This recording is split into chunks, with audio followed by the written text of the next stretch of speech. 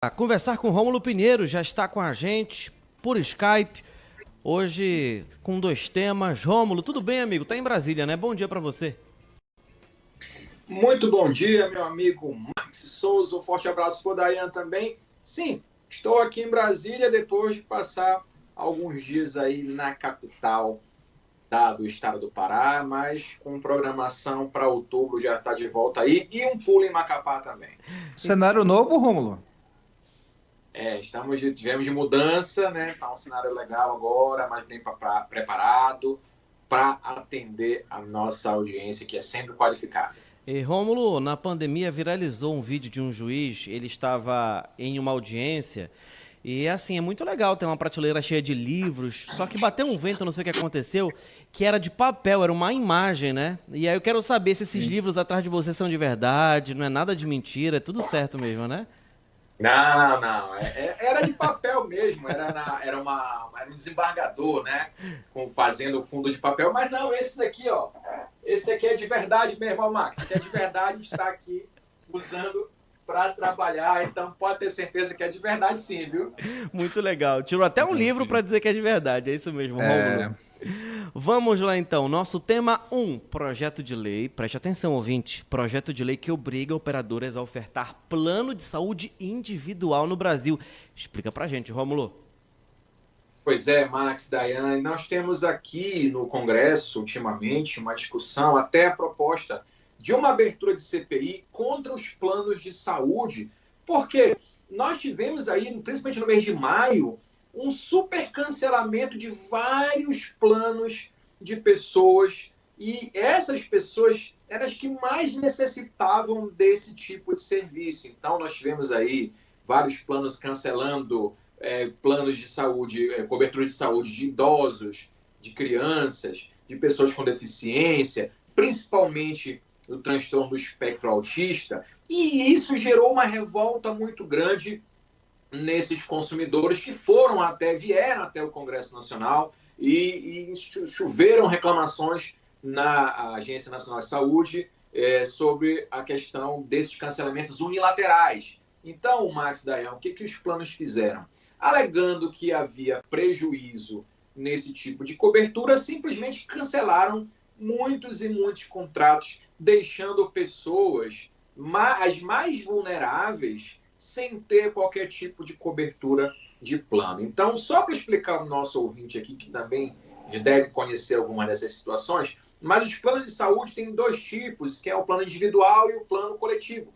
Esse plano individual, ele tem uma proteção da ANS, ou seja, é um conjunto de regras que são fiscalizadas pela ANS, e essas regras são bastante rígidas para proteger esses mais vulneráveis. Mas nos planos coletivos, isso fica a critério das empresas, ou seja, quem contrata geralmente são empresas e as empresas negociam diretamente com os planos esses tipos de coberturas e valores. E esses planos não estão acobertados por lei e fiscalizados pela ANS. Então, há aí uma abertura para que os planos promovam esses cancelamentos. Mesmo nos planos unilaterais, aliás, nos planos individuais, tem havido bastante cancelamentos. Isso gerou uma revolta muito grande, principalmente naqueles que mais necessitam desses planos de saúde. Então, no último mês de maio, inclusive, houve até uma pressão. O Arthur Lira, aqui em Brasília,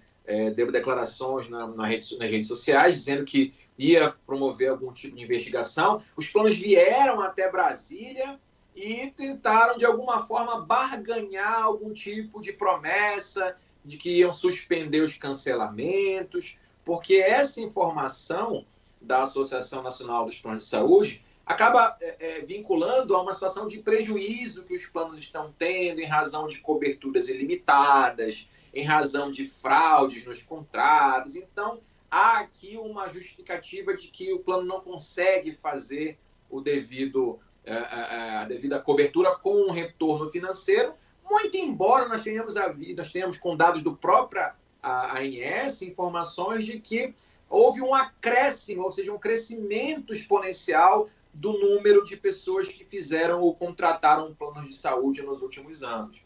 Então, me parece um pouco um contrassenso essa questão de informar um prejuízo, sendo que aumentou o número de consumidores que estão agora segurados por planos de saúde. O que interessa, então, é que os planos vieram a Brasília tentar aí um tempo, um prazo, porque se preocuparam com a possível abertura de uma CPI aqui na Câmara dos Deputados, que já tem 307 assinaturas, eram necessárias apenas 171 para a abertura. É claro que essa CPI vai depender, então, da autorização de Arthur Lira para ser instalada, e já há um movimento aqui entre as bancadas evangélicas, as bancadas religiosas, as maiores bancadas, as bancadas da área de saúde, para que se levem aí, ou influenciadores também, a Arthur Lira a informação de que é necessária a abertura de uma CPI para investigar esses procedimentos. As reclamações não são atuais apenas, já há de muito tempo.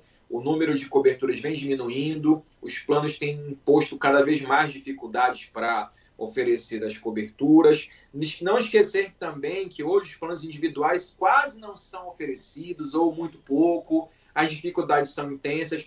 Quem vai contratar um plano de saúde e indica que tem alguma deficiência, por exemplo, TEA, o plano já nega de cara, e eu sei, isso aqui é uma questão pessoal, Max Dayan, porque eu tenho filhos com TEA, e há uma dificuldade de gestão do plano de saúde, mas na troca houve uma dificuldade intensa, porque não se aceita mais crianças, no meu caso, com TEA, para o plano. Muitos não aceitam. Se informar que há uma doença pré-existente e é obrigatória essa informação, o plano nega.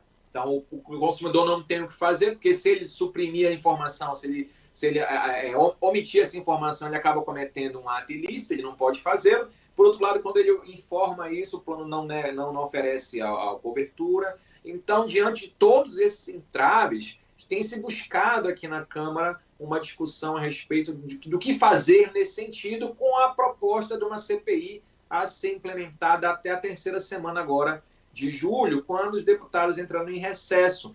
Os planos têm feito um lobby muito grande para evitar essa CPI, entendendo que vai haver um desgaste, mas ela é um tema aqui em Brasília, na Câmara principalmente, que é de ampla maioria dos deputados, pelo menos mais quase acima da metade do número suficiente para a abertura já assinou, já entregou o pedido para o relator, e isso vai ao presidente Arthur Lira para deliberação. E aí, Max e Dayan, também gerou uma outra circunstância. É tão grave essa situação que até o Conselho Nacional de Justiça está apurando um aumento, a justificativa de um aumento exponencial do número de ações judiciais contra esses mesmos planos de saúde. Até a Justiça vem chamando a atenção, até da Justiça, essa crescente reclamação contra esses planos, e na maior parte desses casos, o CNJ já apurou que também se deve a esses cancelamentos. Então, é algo que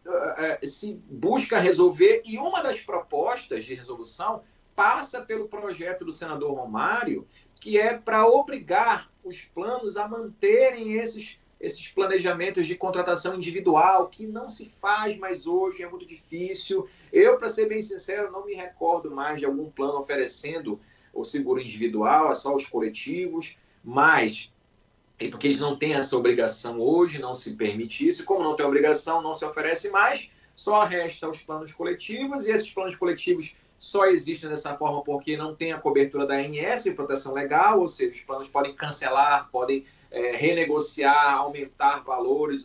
No plano individual, que é garantido pela ANS, pelo menos a regulamentação, o plano não pode aumentar um percentual X de maneira anual, tem toda uma regra de proteção ao consumidor, que nos planos coletivos não há essa proteção, e aí os planos talvez venham fazendo isso, e é mais uma percepção, mas enfim, um convite para que os individuais migrem para os planos coletivos. Aí a pessoa vai migrar achando que vai pagar menos, né, e geralmente paga um pouco menos, mas mal sabe que está entrando aí numa arapuca, porque indo para um plano coletivo ele perde essa proteção da lei e a fiscalização da ANS. Então é um tema muito importante, é um tema que traz interesse de toda uma sociedade, toda uma coletividade. O projeto do senador Romário está em andamento, busca obrigar o plano a fazer isso, passa aí pelo Conselho de Defesa Econômica, está em análise lá na Comissão de defesa econômica e, claro, esse embate entre planos de saúde e consumidores promete se estender para os próximos semestres, porque não há qualquer tipo de pelo menos inicialmente, de um acordo para suspender esses cancelamentos ou oferecimento de novos planos individuais. Isso passa longe da proposta dos planos, a princípio. Então, com muita atenção que a gente tem que se voltar para esse olhar, porque isso é um assunto que está no dia a dia de praticamente toda a sociedade brasileira. São muitos aqueles que não têm dessa possibilidade de ser atendidos pelo SUS em razão das deficiências do SUS, procuram uma cobertura chamada de suplementar, e nessa cobertura também não são atendidos. Max e Dayan, vocês se recordam, existe até memes na internet, que a pessoa liga para pedir uma consulta, e ela pede pelo plano, marca com o mesmo médico daqui a 2, 3 meses, se ela disser que ela vai particular, na outra semana ela já tem a consulta garantida. Então essas coisas, essas circunstâncias todas merecem com certeza uma investigação, seja da questão aqui do Ministério Público Federal, ou da questão envolvendo aqui a Câmara dos Deputados em Brasília, mas é um tema muito importante, nós temos que ficar de olho, a gente vai fazer esse trabalho aqui em Brasília de manutenção e visualização dessas questões para trazer para o nosso ouvinte aqui sempre a melhor informação. Égua, analisando, até só tem um égua aqui, porque tudo que envolve o plano de saúde é um pouquinho complexo, né? E às vezes uma coisa muda ali, uma coisa muda aqui. Recentemente eu ouvi e li, Rômulo, uma reportagem falando sobre um plano de saúde que uma mãe estava tentando e conseguindo, né, as terapias para o seu filho junto ao plano de saúde, mas o plano viu que estava, entre aspas, saindo perdendo na situação, resolveu cancelar assim de forma arbitrária, sem mais nem menos. Aí a família teve que entrar com o processo, eles conseguiram, né, justificar isso e aquilo, mas eu não sei como é que está andando essa história. Mas tem muita coisa confusa ainda que a gente precisa de esclarecimento no que envolve o plano de saúde, porque, repito, Rômulo, algumas coisas, algumas decisões são bem complicadas do usuário entender, porque ele é o principal atingido nisso tudo, né? E, Max, respondendo a sua pergunta, eu tenho como te informar isso.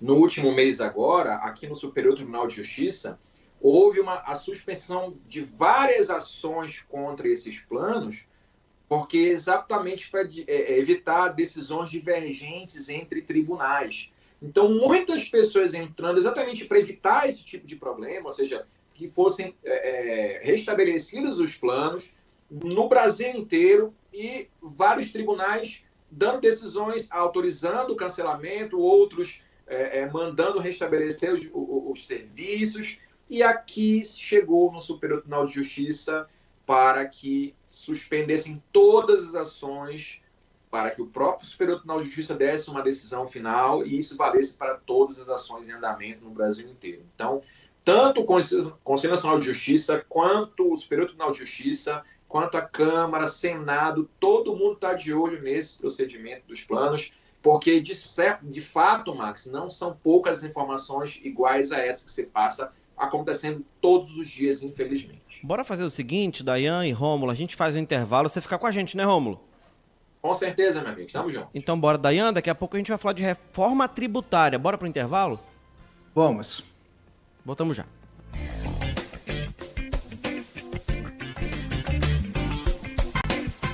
Chama agora outro assunto para conversar com o Rômulo.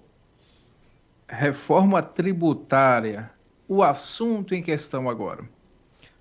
Pois é, Dayan e Max, a gente sabe que outro assunto que também mexe muito com os humores aqui na capital federal e tem mexido essencialmente é a reforma tributária. E, para vocês terem uma ideia, ontem mesmo Arthur Lira convocou os líderes da Câmara para uma reunião que varou até a madrugada para discutir formas de acelerar a análise desse projeto de lei complementar que ele deseja deixar como legado para a próxima eleição da presidência da Câmara, já que ele não vai poder se eleger, mas quer deixar algo como sendo projetado pela sua gestão. E isso, é claro, é um tema que traz muita discussão. Estados como o próprio estado do Pará, Amapá, que vão sair perdendo em vários aspectos em alguns pontos da reforma. Outros estados tendem a ganhar um pouco mais,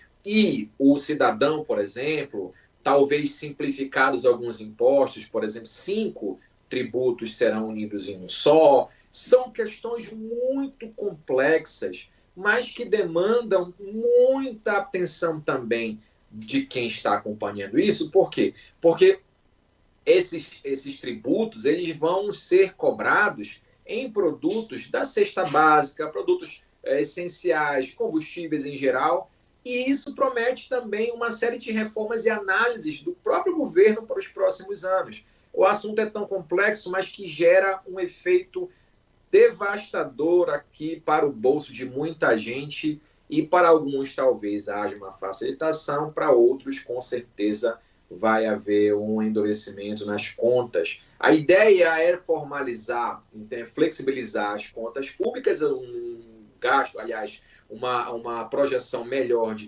ganhos e eventualmente gastos, mas o importante é nós sabermos que essa discussão também vai muito longe aqui no Congresso Nacional. O presidente Arthur Lira deve, então, fazer uma pressão para a aceleração dessa análise, até também, como eu falei, havia falado da CPI, que havia uma tentativa de instalação até o recesso parlamentar. Lira também varou madrugada ontem com os líderes aqui para tentar fazer a análise disso até o dia 18 de julho, que é a data do recesso parlamentar de meio de ano. E aí a gente sabe que nessa conversa há muita troca de favores, muita troca de apoios. Isso é claro que é da política local, ou nacional, melhor dizendo, mas de certa forma isso mostra para a gente aqui em Brasília, como para o Brasil inteiro,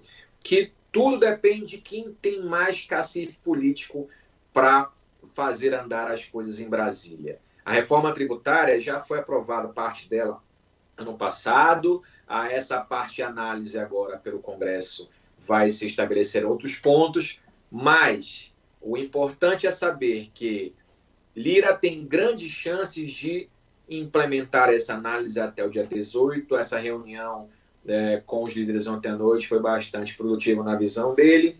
Tem-se a impressão que até o dia 18 isso vai ser votado. É claro, com um novo turno mais à frente, nós vamos com certeza voltar a falar aqui de reforma tributária, porque são muitos pontos que afetam o dia a dia do cidadão. E claro que isso é muito importante também, esse acompanhamento, muito importante mesmo. A gente vai estar sempre pronto para acompanhar e trazer para o nosso ouvinte mais informação. Agora, Rômulo, me explica uma coisa. O porquê, de vez em quando não, acontece praticamente toda semana uma reviravolta. Porque às vezes, assim, Lula e Lira parece que estão em lua de mel, e depois parece que já estão numa briga, assim, naquela caça, né, de cão e gato, por exemplo. Da mesma forma, eu comparo com a relação do Lula com o governador Tarcísio, onde uma hora se elogiam, outra hora o Lula não quer assinar projeto, não quer assinar um documento sem a presença do Tarcísio. Explica pra gente essa relação de amor e ódio de Lula com o Congresso em relação à reforma tributária e essa relação de amor e ódio aí com o Tarcísio. Se der para resumir em 2 minutos, eu te agradeço.